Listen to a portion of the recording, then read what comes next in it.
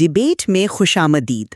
آج ہم ایک بہت ہی منفرد سیاسی نظریے پر بات کرنے والے ہیں، جوہریت یعنی ورچیوکریسی۔ یہ ایک ایسا نظام ہے جو حکمرانی کی بنیاد عوامی مقبولیت کے بجائے اہلیت، علم اور اخلاقی کردار پر رکھتا ہے۔ جی بالکل، اور ہماری آج کی گفتگو کا جو مرکزی سوال بنتا ہے وہ یہ ہے کہ کیا جوہریت کا یہ تصور، جہاں قیادت کا انتخاب خالصتاً علمی اور اخلاقی جوہر کی بنیاد پر ہو، واقعی ایک قابل عمل اور منصفانہ معاشرہ بنا بھی سکتا ہے، یا پھر یہ بظاہر مثالی نظام در حقیقت ایک نئی اور شاید زیادہ خطرناک دانشورانہ آمریت کو جنم دے سکتا ہے؟ دیکھیں، میرا موقف تو بہت واضح ہے۔ میں سمجھتی ہوں کہ جوہریت موجودہ سیاسی نظاموں، خاص طور پر جمہوریت کی ان خامیوں کا واحد منطقی حل ہے جن سے ہم سب تنگ آ چکے ہیں۔ یہ ہاشم ہخامنشی جیسے کرداروں کے فلسفے پر ایک مستحکم اور حقیقی معنوں میں فلاحی ریاست قائم کرنے کا ایک ٹھوس منصوبہ ہے۔ جبکہ میں یہ دلیل پیش کروں گا کہ جوہریت کا نظام ایک خوبصورت خواب تو ہو سکتا ہے، لیکن عملی طور پر یہ ایک ایسی غیر جواب دہ اشرافیہ پیدا کر سکتا ہے جو عوامی امنگوں اور خواہشات سے مکمل طور پر بالاتر ہو کر فیصلے کرے۔ آئیے شروعات کرتے ہیں۔ جوہریت دراصل آپ کہہ سکتی ہیں کہ یہ جمہوریت کے تعداد کے فریب اور آمریت کے شخصی جبر کا ایک منطقی جواب ہے۔ جمہوریت نے انسان کو محض ایک عدد سمجھا، ایک ووٹ، جس کی کوئی انفرادی پہچان نہیں۔ جوہریت کہتی ہے کہ انسان کی پہچان اس کے جوہر یعنی ورچو سے ہونی چاہیے۔ یہ سروں کی گنتی کے بجائے قابلیت کی ترازو پہ یقین رکھتی ہے۔ اس نظام کا مقصد ہاشم ہخامنشی جیسے کردار پیدا کرنا ہے، جنہوں نے کہا تھا کہ طاقت کا اصل مطلب کسی کو دبانا نہیں بلکہ ٹوٹے ہوئے کو سہارا دینا ہے۔ اور یہ صرف ایک نعرہ نہیں ہے، یہ نظام اسی اصول کو عملی جامہ پہناتا ہے۔ ورچوکریٹ اسٹیٹ یونیورسٹی میں داخلے کا معیار صرف ذہانت نہیں بلکہ ہمدردی اور خدمت کا جذبہ بھی ہے۔ امیدواروں کو سالہ سال فیلڈ میں کام کرنا پڑتا ہے تاکہ وہ عوام کی مشکلات کو کتابوں میں نہیں حقیقت میں سمجھ سکیں۔ تب جا کر وہ اس قابل سمجھے جاتے ہیں کہ ان پر ذمہ داری ڈالی جائے۔ یہاں منصب مانگا نہیں جاتا، سونپا جاتا ہے۔ اور دیکھیں، میرا بنیادی اعتراض یہیں سے شروع ہوتا ہے۔ یہ خوشنما خواب ہے جس کی تعبیر بہت خطرناک ہو سکتی ہے۔ میرا پہلا اور سب سے اہم سوال یہ ہے کہ یہ جوہر یا قابلیت کا معیار طے کون کرے گا؟ آپ نے ایک ادارے ورچوکریٹ اسٹیٹ یونیورسٹی کا ذکر کیا۔ جب آپ ایک ہی ادارے سے تربیت یافتہ حکمرانوں کا ایک مخصوص طبقہ پیدا کرتے ہیں تو آپ لامحالہ فکری جمود کو جنم دیتے ہیں۔ یہ ایک ایسی اشرافیہ ہوگی جو ایک ہی طرح سے سوچتی ہے، ایک ہی طرح سے مسائل کو دیکھتی ہے اور وقت کے ساتھ ساتھ عوام سے مکمل طور پر کٹ جاتی ہے۔ عوام کو اپنے حکمران منتخب کرنے کے حق سے مکمل طور پر محروم کر دینا اور احتساب کا اختیار بھی اسی مخصوص طبقے کے ہاتھ میں دے دینا، دراصل جمہوریت اور آمریت کی بدترین خصوصیات کو ملانے کے مترادف ہے۔ یہ ایک ایسی آمریت ہوگی جہاں حکمران طبقہ وہ خود کو عوام کے سامنے جواب دہ ہی نہیں سمجھتا، کیونکہ ان کے خیال میں عوام تو نااہل ہیں۔ میں آپ کی خدشات سمجھتی ہوں، لیکن مجھے ایک مختلف زاویہ پیش کرنے دیں۔ کیا موجودہ جمہوری نظام میں ایسا نہیں ہو رہا؟ جمہوریت کا سب سے بڑا المیہ ہی یہی ہے کہ یہ نااہل لوگوں کو صرف اس لیے اقتدار میں لے آتی ہے کہ وہ جذبات بھڑکا سکتے ہیں۔ ایک شخص جو فن خطابت میں تو ماہر ہو مگر فن حکمرانی سے یکسر ناواقف، وہ عوام کو گمراہ کر کے مسند پر بیٹھ جاتا ہے۔ جمہوریت کا فلٹر شدہ انتخابی نظام اسی خامی کو جڑ سے اکھاڑتا ہے۔ یہاں ہر سطح پر ماہرین کا کردار ہے۔ ہاشم ہخامنشی نے کیا خوب کہا تھا کہ قانون کو اندھا اس لیے رکھا گیا ہے تاکہ وہ چہروں کو نہیں، سچ کو پہچان سکے۔ جمہوریت کا نظام بھی مقبول چہروں کے بجائے قابلیت اور جوہر کو پہچانتا ہے۔ یہاں قیادت کا سفر سڑکوں پر نعرے بازی سے نہیں بلکہ جامعہ کے ٹھوس علمی اور عملی مراحل سے شروع ہوتا ہے۔ یہ بات سننے میں تو بہت اچھی لگتی ہے، لیکن اس کا دوسرا پہلو بھی تو دیکھیں۔ آپ کا نظام عوام پر کس قدر گہرے عدم اعتماد کی علامت ہے۔ مطلب آپ یہ کہہ رہے ہیں کہ عوام اتنے نادان ہیں کہ وہ اپنے لیے بہتر فیصلہ کر ہی نہیں سکتے، اس لیے یہ حق ان سے چھین کر چند ماہرین کو دے دیا جائے۔ یہ تو عوام کو ریاست کی مشینری کا ایک بے اختیار پرزہ سمجھنے والی بات ہوئی۔ کیا عوام دہائیوں کے تجربے کے بعد بھی اتنے ناسمجھ ہیں؟ آپ ایک ایسے نظام کی وکالت کر رہے ہیں جہاں عوام کو حق رائے دہی سے اس لیے محروم رکھا جائے گا کہ وہ اہل نہیں، جو بذات خود ایک انتہائی غیر جمہوری اور اشرافیہ پر مبنی سوچ ہے۔ دیکھیے، یہ عوام پر عدم اعتماد نہیں بلکہ نظام کی پائیداری کو یقینی بنانا ہے۔ عوام جذباتی فیصلوں سے ریاست کو نقصان پہنچا سکتے ہیں، جیسا کہ ہم نے بارہا دیکھا ہے، لیکن آئیے اس سے آگے بڑھ کر اس کے انتظامی ڈھانچے پر بات کرتے ہیں، جو میرے خیال میں آپ کے احتساب والے خدشے کا جواب بھی دے گا۔ جوہریت کا 3 رکنی کورٹی نظام فسودہ بیوروکریسی کو ختم کرتا ہے اور اس میں جراحی اقتدار یعنی سرجیکل پاور کا تصور ہے۔ اسے ایسے سمجھیں جیسے ایک سرجیکل آپریشن ہو۔ موجودہ نظام میں اگر ایک وزیر نااہل ہو تو پوری حکومت خطرے میں پڑ جاتی ہے، مہینوں سیاسی بحران رہتا ہے۔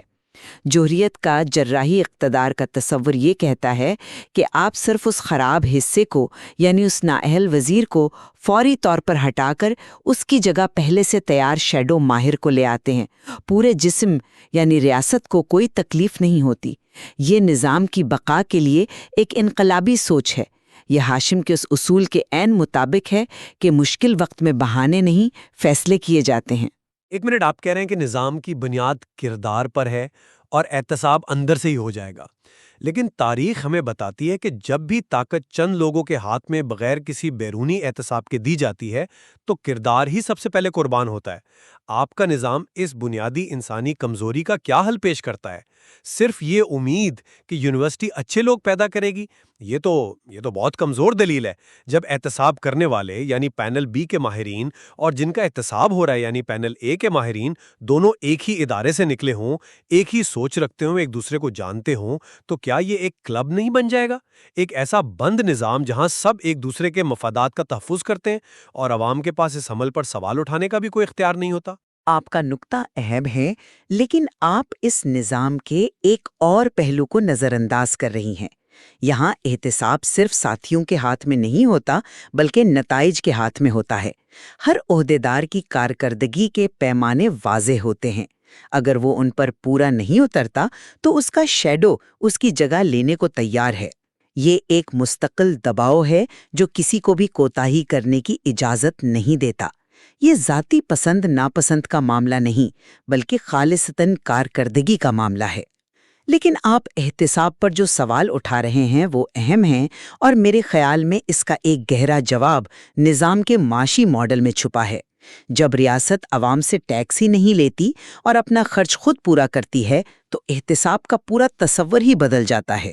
دلچسپ موڑ، بتائیے یہ کیسے ممکن ہے؟ جوہریت کا معاشی ماڈل وہ انقلابی ہے۔ عوام پر 0 ٹیکس، کوئی انکم ٹیکس نہیں، کوئی سیلز ٹیکس نہیں۔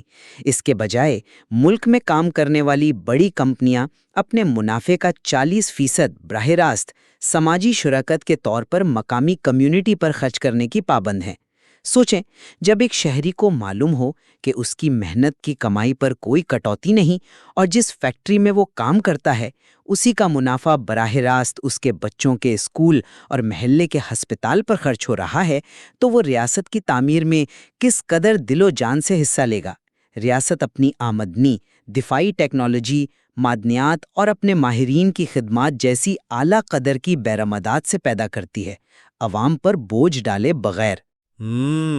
یہ سننے میں تو بہت اچھا ہے، لیکن ہم دراصل ایک نئی قسم کی غلامی کی طرف جا رہے ہیں۔ آج عوام حکومت کو ٹیکس دیتے ہیں اور اس کے بدلے میں سوال کرنے کا حق رکھتے ہیں۔